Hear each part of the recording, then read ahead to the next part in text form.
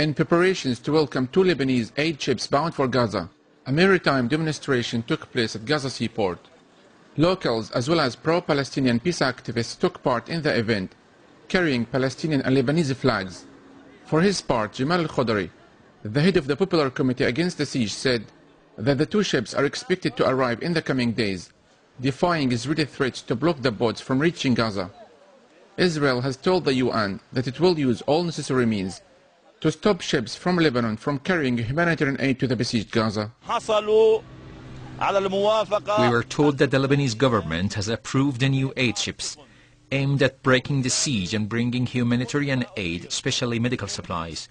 The activists are not afraid of the Israeli warning. A group of 50 Lebanese and European women activists, including several nuns, are planning to sail for Gaza in the latest bid to break Israel's blockade of the coastal enclave, which has been under a tight land and sea blockade since 2007. People know in Gaza, Palestinians know how horrific this siege is, but only when Israel is stopping internationals coming in on these boats, in criminality, international waters or not, it's stopping the aid coming in, and they're doing it in a brutal fashion, the same way in which they've been operating in Gaza against Palestinians for years and years.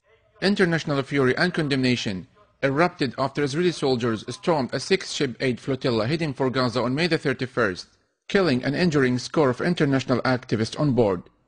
Following international outcry, Israel said on Thursday that it was to ease the land blockade on Gaza, but it said the sea blockade would continue. Israel is claiming that it will ease the blockade, but it is not easing the blockade. It will choose every other method possible to make sure that other aspects of the blockade are even more tightened. So there's a fallacy about this whole easing of the blockade, and what we'll see perhaps is 1 or 2 token gesture extra products coming through. The International Committee of the Red Cross said in its report last Monday that the blockade was illegal and described it as a violation of the Geneva Conventions. It was the first time the ICRC has said explicitly that Israel's blockade constitutes a violation of international humanitarian law. Organizers of the Gaza aid-bound ships say that they will continue to send more boats to Gaza until the Israeli siege is totally broken. Meanwhile, Gazans demand safe passage for these boats from the international community. Yusuf Al-Hilo, Press TV, Gaza.